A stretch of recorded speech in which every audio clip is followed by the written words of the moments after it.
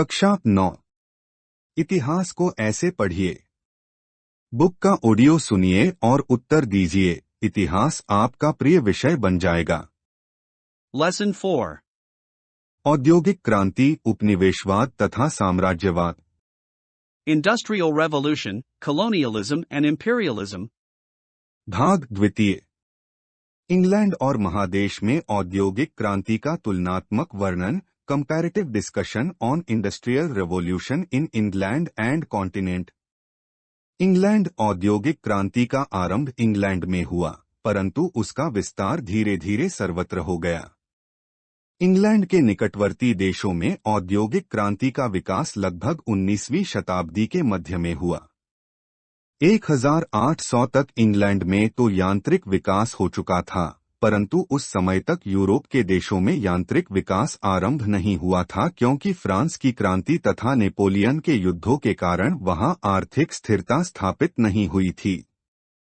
England में कृषि कार्य के लिए यंत्रों का प्रयोग आरंभ हो चुका था।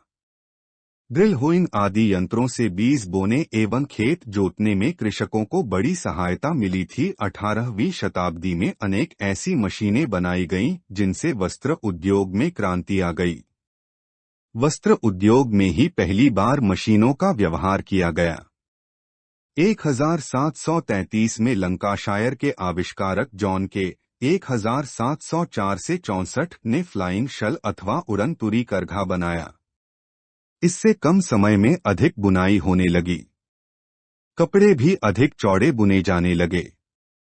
फलतः सूत की मांग बढ़ गई।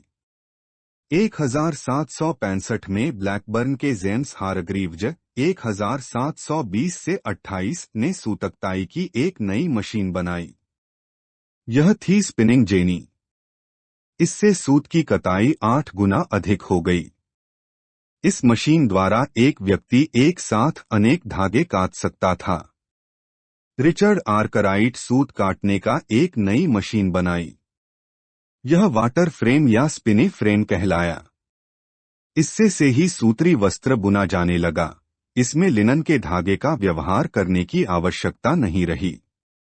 सूमे वाटर फ्रेम को जल शक्ति से तथा बाद में वाष्प शक्ति से चलाया गया।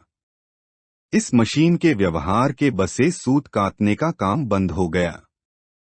हारग्रीव्ज और आर्कराइट की मशीनों को आधार बनाकर सर क्रॉम्पटन 1753 से 1827 ने 1779 में स्पिनिंग म्यूल नामक मशीन का इजाद किया। इस हुआ धागा मजबूत और उत्तम श्रेणी का होता था। 1785 में एडमंड कार्टराइट 1783 से 1823 ने जलशा चलने वाला करता अथवा पावर लूम बनाया। लंकाशायर मैनचेस्टर सूती वस्त्र उद्योग के प्रमुख केंद्र बन गए। यातायात एवं संवहन के क्षेत्र में जॉर्ज स्टीप सीमिंगटन, वेल आदि व्यक्तियों ने यांत्रिक साधनों के द्वारा क्रांतिकारी परिवर्तन किया।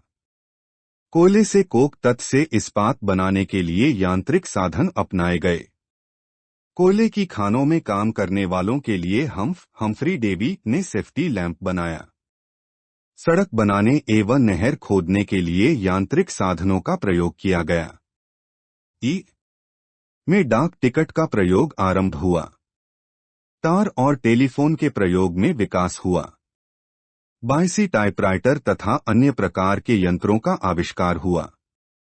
इस प्रकार ज्यों-ज्यों मांग बढ़ी, त्यों-त्यों उन्हें करने के लिए यांत्रिक साधनों की आवश्यकता भी बढ़ी।